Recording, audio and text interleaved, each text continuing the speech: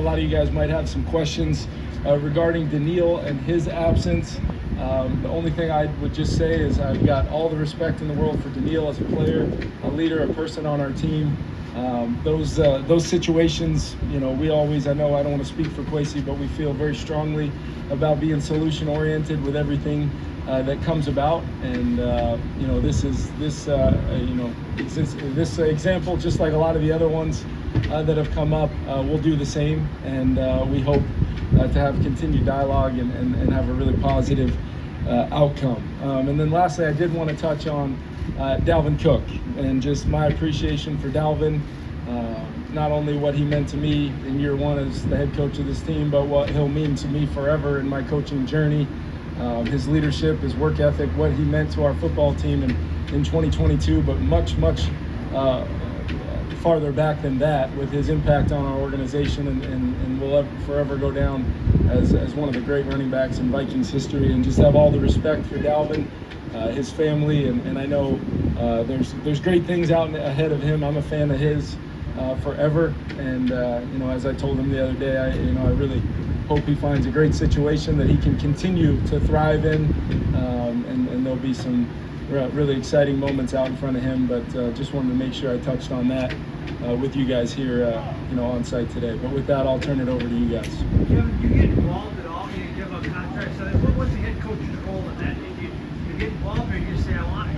You try to stay in touch with guys? How does that play? Yeah, I mean, we, for the most part, I try to be involved as much as I possibly can. And I'm quite honestly not smart enough to deal with some numbers that big, or the salary cap and all those things. But my role is to continue, obviously, to coach our football team, work in conjunction with Kwesi and Rob and the rest of our front office to do whatever I can to help out any situation that comes up, making sure that all 90 guys on our football team are not only excited about their roles and where we're going to go as a team, but hopefully, me being the head coach and the guy out in front trying to lead the charge, they always look to me. Even in some of those moments, I want to be there for our guys, and it's important to always try to do that. It's easier said than done sometimes, but I think they know me well enough to know now, whether through phone calls or text messages, the dialogue, I'm always going to stay in contact, and that they know with as many times as I've tried to explain it to them, how much I do care about them each individually and what they pour into it for our team and our organization. Do you think the situation with Neil is resolvable whether he comes back here? Yeah, I would like to think so. When I say solution oriented, that is definitely one of the solutions that hopefully we can work towards. But obviously, when you've been here for one season and you've really formed relationships and bonds, those are really strong, Kevin. But he's played for the Vikings for a lot longer than I've been here. And whatever has kind of transpired over the years that helped form the current relationship, positive as it may be, my role is, like I said, continuing to coach our team and try to help shape not only the roles for each one of our players, Danielle included, but how it all comes together. And that's where I try to work hand in hand with Kwesi. But I definitely see that as a real outcome.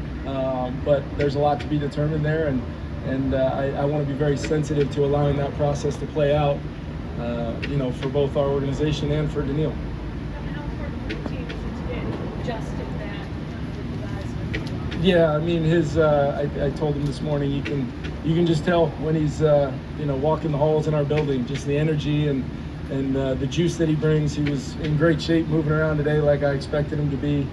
Mentally still really sharp. I mean, we're quite a few installs in on formations and certain plays, and he was able to jump right back in there and really kind of absorb some of the new things we're doing, as well as his role, which is a pretty special one in our offense. Kevin, in Dalvin's absence now, do you see Alexander playing a Dalvin-sized role, or do you visualize more of a rotation? I feel really good about our running back room, and Alex Madison is a huge reason why. I think he's proven that he can, whether over the past few years when he stepped in there, handling a really good workload and producing, and also just in our short term together, his ability to handle the roles and responsibilities of that position in our offense. So I feel great about where Alex is at. The next step in his career is just obviously a little bit more consistent opportunities, which we hope to provide for him.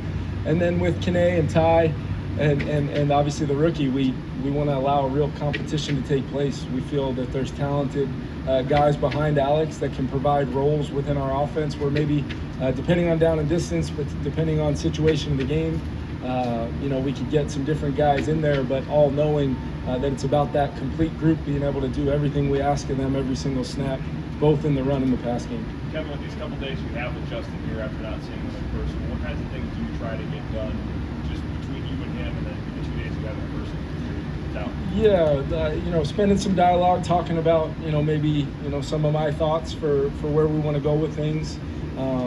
I have the ability to communicate with him as I have throughout the offseason of, hey, I'm thinking of doing this. What do you think about this formation? Or have you ever thought about maybe running this route off this stem? Or how would you work with KJ in this combination? Whatever it may be, just continuing that dialogue. And then like all of our players, whether you're talking about the totality of the offseason program or even a 2-day mini camp, what can we do as coaches and Tyler and Uriah and Josh to make sure we're doing our part to make sure guys feel great going into training camp? Because we've had a good offseason. We've gotten quite a bit of competitive work in the 2-minute and 7-on-7s. And then our team, with just a slightly lower tempo, it's still been fantastic work. Making sure guys are prepared both above the neck and then obviously technique and fundamentals. This sport is about a lot of things, but in the end, it's about doing your job and doing it with consistency, exactly how you're being coached to do it at a world-class level every single snap, and how many times you can do that is normally determined by your preparedness to do it, and I feel like our team's in a good place for that.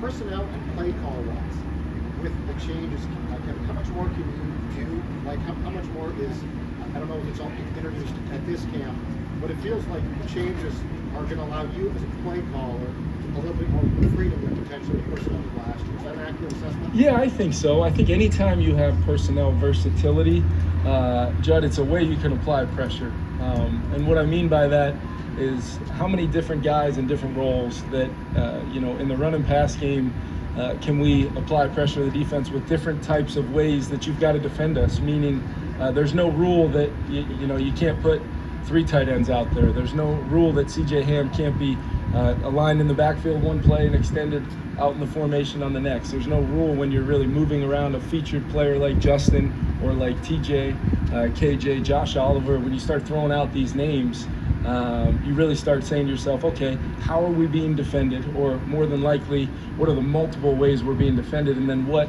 ultimately can we control as coaches and me as a play caller to consistently give our guys advantages within all 22 guys out on the field and how they're deploying defenses and how we're deploying our guys. And then how does it all fit in with giving Kirk as many answers to the test as we possibly can based upon how we want to activate the whole picture. But it's a lot goes into it.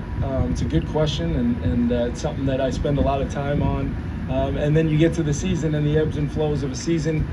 One defensive scheme and structure and personnel can be totally different the very next week. You might be on a short week. You might have extra time to prepare, which sometimes can be the kiss of death for me. But ultimately, it's about making sure that week in and week out, when that ball gets kicked off, that we've done our part as a coaching staff to have success, not only offensively, but all 3 phases of our team. I think Flo's done a phenomenal job installing his defense, the mindset, the personality that comes with Brian Flores, which I'm so excited about. And then Matt Daniels has picked up right where he left off with that special teams group that, as you guys know, was critical in us winning 13 games a year ago.